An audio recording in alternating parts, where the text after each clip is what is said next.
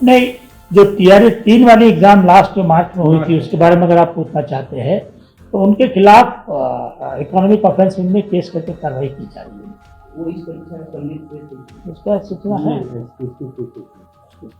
उसकी अभी कोई सूचना है। जब तक ये अटपटा कुछ लग रहा है कि सरकार की ही एक जांच एजेंसी रंगे हाथों पकड़ती है और उसे प्रतिबंधित नहीं किया गया, उससे प्रतिवेदन क्यों नहीं मांगा गया? क्या आयोग ही जिन्हें डायरेक्ट पकड़ेगा उन्हें ही प्रतिबंधित किया जाएगा या फिर सरकार की दूसरी एजेंसी जिन्हें पकड़ेगी उन्हें प्रतिबंधित नहीं किया जाएगा? अगर ये नियम उनके लिए है तो यही नियम बीपीएससी में पकड़े जाने वाले छात्रों के लिए होना चाहिए कि ठीक है आप उन्हें पकड़ें लेकिन अगले परीक्षाओं में उन्हें प्रतिबंधित न करें, उनका कोर्ट ट्रायल चलेगा, केस चलेगा, अगर न्यायपालिका उन्हें दंडित करती है, सजा देती है तो ही उन्हें प्रतिबंधित किया जाएगा। नमस्कार, आप देख रहे हैं द बिहार टॉप, मैं हूं आदेशपुरी। बीपीएससी टीआरई 3 यानी कि तीसरे चरण की शिक्षक बहाली पुनर्परीक्षा से पहले आयोग ने एक निर्देश छात्रों के लिए जारी किया था और उसमें कहा था कि कोई भी छात्र अगर किसी तरह से कदाचार में पकड़े जाते हैं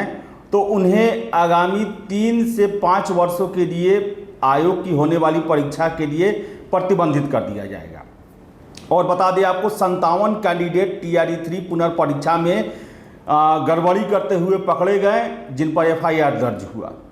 लेकिन आपको हम बता दें कि टीआरई 3 की पहली परीक्षा 15 मार्च को जब हुई थी जिसमें हजारीबाग से 271 के आसपास कैंडिडेट पकड़े गए थे जिनके पास आयोग के होने वाले परीक्षा का क्वेश्चन पेपर आंसर की था, जिन्हें इकोनॉमिक ऑफेंस यूनिट ने पकड़ा था। उनको लेकर आज आयोग से जब प्रश्न किया गया प्रेस कॉन्फ्रेंस में कि क्या वो लोग एग्ज़ाम दिए, क्या उन पर जो है आयोग की प्रतिबंध करने वाले नियम जो हैं वो लागू होंगे या नहीं होंगे, इस पर क्या जवाब है आयोग का, पहले आप सुनिए। मीटिंग में बैठे थे या फिर क्या? नहीं, जो टीआरई 3 वाली एग्जाम लास्ट मार्च में हुई थी उसके बारे में अगर आप पूछना चाहते हैं तो उनके खिलाफ इकोनॉमिक ऑफेंस में केस करके कार्रवाई की जा रही है। वो इस परीक्षा में सम्मिलित हुए थे, उसका सूचना है। उसकी अभी कोई सूचना है। जब तक कोई दोष सिद्ध नहीं हो जाता है तब तक किसी को दोषी कहा जाए ये नियमानुकूल नहीं है। तो इसलिए वैसे अभ्यर्थियों को जिसको आर्थिक अपराध इकाई ने हेल्डअप किया था या वो उनकी कार्रवाई कर रहे हैं। फाइनल अभी हमारे पास कंक्लूजन नहीं आया। जो पकड़े गए अभी वो एग्जाम दिए हैं क्या? ये हम कह नहीं सकते हैं कि वो दिए हैं कि नहीं। दोष साबित होने से वो निर्दोष है आपकी नजर में?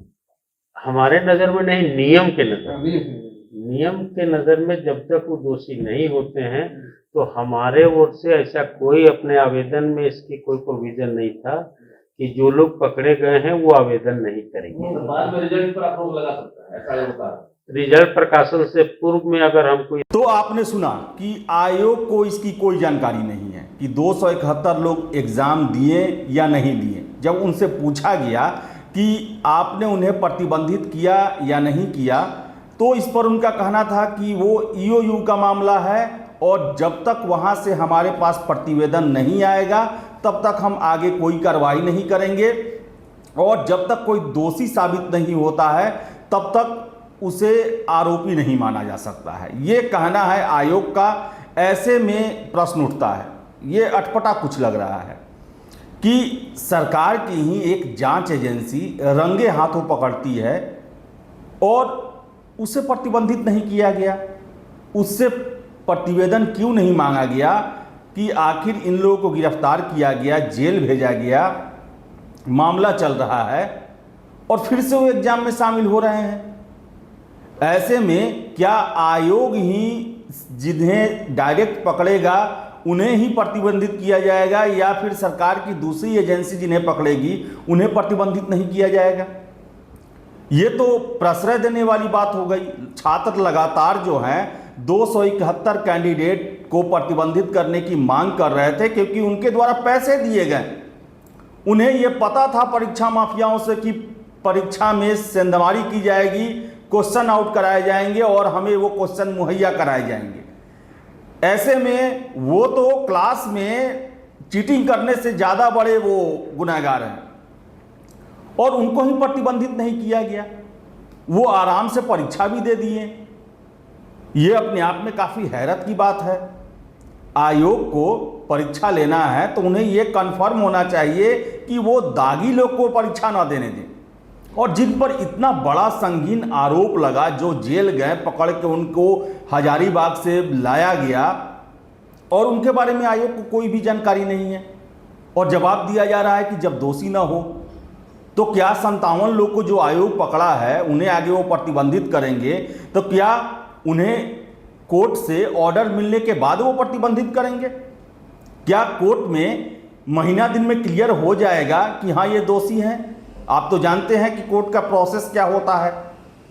ये ऐसा केस कभी पूरा चल भी नहीं पाता, अपने मुकाम पर पहुंच नहीं पाता। तो आयोग जिन्हें पकड़े उन्हें प्रतिबंधित किया जाएगा, और सरकार की दूसरी जांच एजेंसी जिन्हें पकड़ेगी, पुलिस जिन्हें पकड़ेगी, उनके लिए दरवाज़ा खुला हुआ है।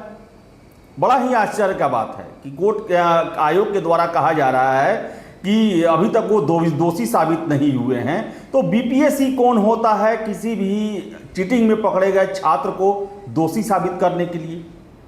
उनके पास साक्ष्य हो सकते हैं, उनके पास जो है रंगे हाथ पकड़ने के और सारे एविडेंस हो सकते हैं, लेकिन सजा देना, दोषी ठहराना तो न्यायालय का काम है। तो ऐसे में आयोग अगर अगली परीक्षा कोई होती है तो उन्हें कैसे रोक सकते हैं? क्योंकि आयोग जो है वो तो न्याय करने वाली संस्था है नहीं, न्याय तो न्यायालय में मिलता है। तो बड़ा ही आश्चर्य लगा है, और आरोप होने पर कार्रवाई किया जाता है। बीपीएससी पिछले साल भी बहुत सारे लोगों को प्रतिबंधित किया है, तो क्या उनके खिलाफ दोष सिद्धि हो चुका है? किस न्यायालय में दोष सिद्धि हुआ ये भी बताना चाहिए आयोग को। तो ये बड़ा ही आश्चर्य वाला फैसला है और बयान है कि अभी तक इकोनॉमिक ऑफेंस यूनिट के द्वारा प्रतिवेदन नहीं दिया गया है। तो बीपीएससी को आखिर इकोनॉमिक ऑफेंस यूनिट प्रतिवेदन क्यों देगी? ईओयू जो भी मामला होगा उसकी जांच करके कोर्ट के पास वो दिया जाएगा, और कोर्ट का निर्णय आने में तो कई साल लग जाता है, बहस चलता है, केस चलता है। तो इसका मतलब वो छात्र जो है कभी प्रतिबंधित हो ही नहीं पाएंगे। अगर ये नियम उनके लिए है तो यही नियम बीपीएससी में पकड़े जाने वाले छात्रों के लिए होना चाहिए कि ठीक है आप उन्हें पकड़ें, लेकिन अगले परीक्षाओं में उन्हें प्रतिबंधित न करें। उनका कोर्ट ट्रायल चलेगा, केस चलेगा। अगर न्यायपालिका उन्हें दंडित करती है, सजा देती है, तो ही उन्हें प्रतिबंधित किया जाएगा। ऐसे में क्या कोई छात्र प्रतिबंधित हो पाएगा?